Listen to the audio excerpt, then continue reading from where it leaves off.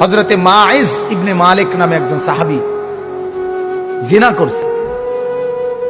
আল্লাহর নবীর কাছে এসে বলছি, ইয়া রাসূলুল্লাহ কাদ জানাইতু, আমি জিনা করে ফেলেছি। আল্লাহর নবী ফালতাফাতা, অন্যদিকে চেহারা ফিরিয়ে নিছেন। আবার তিনি বললেন ওইদিকে ফিরে গিয়ে, ইয়া রাসূলুল্লাহ আমি জিনা করেছি।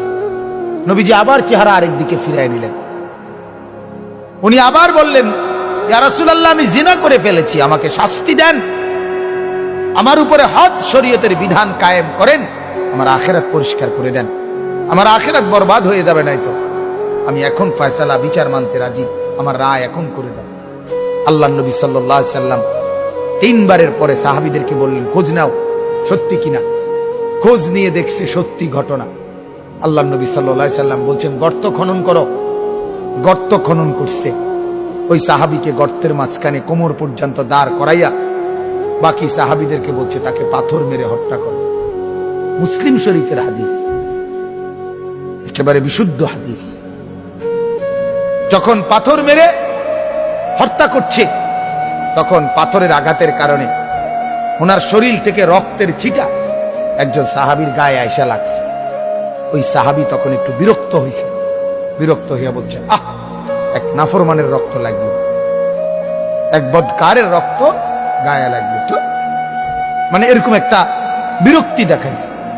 সাথে সাথে আল্লাহর নবী সাল্লাল্লাহু আলাইহি ওয়াসাল্লাম নবীজি বললেন, হে সাহাবী তুমি এটা কি বললা? কি বললা? আমার এই মায়েজ গোটা পৃথিবী যা জানতো না, নিজের অপরাধ নিজে স্বীকার করে, নিজের শাস্তি নিজে গ্রহণ করে তওবা করছে। এটাই তো তার শ্রেষ্ঠতম তওবা। আখিরাতের ভয়ে নিজেকে শাস্তির সামনে পেশ করে দিছে। আল্লাহর নবী তখন বললেন, লাকাদ তাবা তাওবাতান। আরে সাহাবীরা শোনো, আমার এই সাহাবী এই মুহূর্তে এমন তওবা করছে, এটা তার এমন তওবা, লাউ কুসিমাত জামিউল আরদি লা ওয়াসাত।